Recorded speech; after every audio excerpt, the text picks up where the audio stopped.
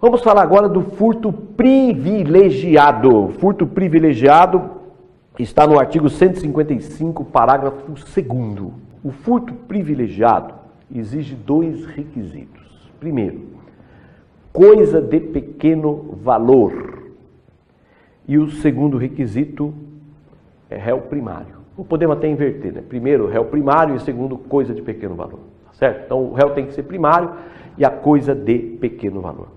Mas por que é privilegiado? É privilegiado porque o juiz tem três opções aí na hora de aplicar a pena. Três opções. Primeira opção, o juiz reduz a pena de 1 a 2/3. Então, uma causa de redução de pena de 1 a 2/3. Ok? Segunda opção, o juiz substitui a pena de reclusão por pena de detenção. O furto é punido com reclusão. Não é isso? De 1 a 4 anos. Então o juiz substituía a pena de reclusão por detenção. Ficaria detenção de 1 a 4 anos. Ok? Esta segunda opção não traz muitas vantagens, porque são poucas as diferenças entre pena de reclusão e pena de detenção. As diferenças são poucas. Na época, antigamente, até 1977, faz tempo, hein? 1977, crime de reclusão não admitia sursi. Crime de reclusão não admitia sursi. Então, o que o juiz fazia no furto privilegiado? Ele substituía a pena de reclusão por detenção para poder aplicar o sursi. Fazia isso, para poder aplicar o sursi, ele substituía a pena. Mas desde 1977, mais precisamente desde a Lei 6.416, Lei 6.416 de 77, crime de reclusão admite sursi. Condenação até 2 anos, mesmo sendo reclusão, admite sursi. Então, essa segunda opção, vamos dizer, não vai ter muita vantagem para o réu. Há o entendimento que o juiz poderia fazer as duas coisas, substituir a pena de reclusão por detenção e ainda reduzir de 1 a 2/3. Há quem diga isso, que o juiz poderia fazer as duas coisas, substituir reclusão por detenção e ainda reduzir de 1 a 2/3. Bom, a terceira opção do juiz é aplicar apenas a pena de multa. Essa é a opção mais benéfica para o réu, porque o juiz furto privilegiado, o juiz aplica apenas a pena de multa. Então tem as seguintes opções. Primeira, reduzir a pena de 1 a 2/3. Segundo, aplicar pena de detenção, substituir a pena de reclusão por detenção. Ok? E a terceira opção seria aplicar apenas a pena de multa. Essa terceira opção é interessante. Aplicar só a pena de multa é a melhor opção para o réu, evidentemente. Eu pergunto, o reincidente em crime doloso pode obter sursi? Resposta, não, salvo se a condenação anterior for a multa. Se a condenação anterior for a uma pena de multa e ele praticar um novo crime, ele vai poder obter sursi. Artigo 77, parágrafo 1º. Artigo 77, parágrafo 1º. Entenderam? Então vamos lá. Ele praticou um furto privilegiado, o juiz aplicou só multa. Ok? Passado um tempo, ele pratica um novo crime, ele pode obter o sursi neste novo crime. Apesar de ser reincidente, ele vai poder obter sursi. Então ele pratica um furto privilegiado, o juiz aplica multa para ele. Ok? Ele se beneficiou. Opa, só pena de multa. Passado um tempo, se ele praticar um crime de novo, ele vai ser reincidente em crime doloso. Mas ele vai poder obter o sursi. Porque o reincidente em crime doloso, se a condenação anterior for a multa, ele pode obter o sursi. Ok? Muito bem. Uma questão interessante é o seguinte, vamos definir o seguinte.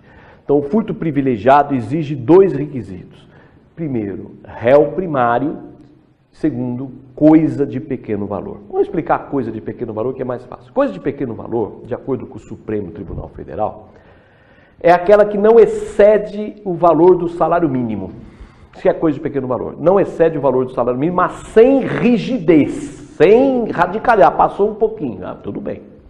Então, o referencial é o salário mínimo, que não excede, então coisa de pequeno valor é a que não excedeu o valor do salário mínimo, mas sem rigidez. Se passar um pouquinho, é tudo bem.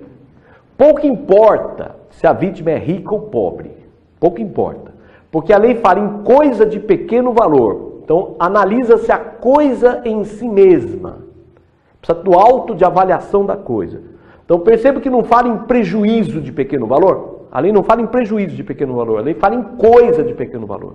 Porque às vezes a coisa de um salário mínimo, para uma pessoa muito pobre, vai ser um prejuízo grande.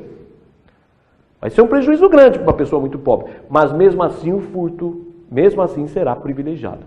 Pouco importa, portanto, se a vítima é rica ou pobre. É coisa de pequeno valor. Coisa de pequeno valor. Ok? Portanto, pouco importa se a vítima é rica ou pobre. Ainda que o prejuízo para a vítima tenha sido significativo, mas vai ter direito ao furto privilegiado se a coisa em si for de pequeno valor. Ó, nesse furto, não pode esquecer do auto de avaliação. Tá? Precisa do auto de avaliação. Aqui também, cuidado com o princípio da insignificância ou da bagatela. Quando o bem jurídico é ofendido de forma mínima e a conduta não representa periculosidade social, não é isso? Bem jurídico ofendido de forma ínfima e a conduta não revela periculosidade social, daí então aplica-se o princípio da insignificância. Por exemplo, furtou uma lata de sardinha, um pacote de macarrão. O princípio da insignificância, segundo a jurisprudência, torna o fato atípico. No princípio da insignificância, o fato é atípico. E o princípio da insignificância é aplicado inclusive ao reincidente. Inclusive ao reincidente. Pode ser aplicado o princípio da insignificância. Ok? Então, o princípio da insignificância, fato atípico, aplica-se inclusive ao reincidente. O reincidente pode ser beneficiado. É quando o bem jurídico é ofendido de forma mínima por uma conduta que não oferece periculosidade nenhuma. Uma conduta que não oferece periculosidade para a sociedade. Tem julgados, considerando o princípio da insignificância, aí até 10% do salário mínimo. Já vi julgado até 20% do salário mínimo aplicar o princípio da insignificância.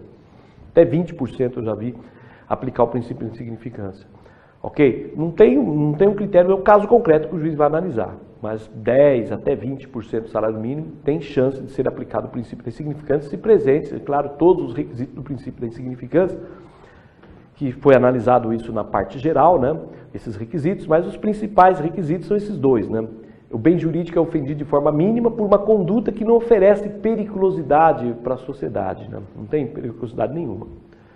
Agora, quando arrombou um supermercado para furtar um pacote de macarrão, daí não tem princípio da insignificância. Se arrombou, se escalou, porque são condutas que apresentam periculosidade social. Então, em arrombamento, se escalar, daí não tem o princípio da insignificância. Então, relembrando então, no furto privilegiado, o réu tem que ser primário, ok? A coisa tem que ser de pequeno valor e a conduta dele apresenta algum grau de periculosidade social, ok? Já no princípio da insignificância, o fato é atípico e até o reincidente pode ser beneficiado e a conduta não oferece por si só nenhuma periculosidade social, ok? Muito bem. Então, para o furto ser privilegiado, primeiro requisito, coisa de pequeno valor. O segundo requisito é que o réu seja primário. Que o réu seja primário. Daí vem a discussão. O que é réu primário? O que significa réu primário? Vamos lá. Primeira corrente sobre o que significa réu primário. Réu primário, só existe duas categorias de criminosos. Primeira corrente. Tem duas categorias de criminosos. O primário e o reincidente. Tá? O reincidente é aquele que praticou o novo crime após o trânsito em julgado. Quer dizer, já tem uma condenação definitiva e pratica um novo crime. Esse é o reincidente.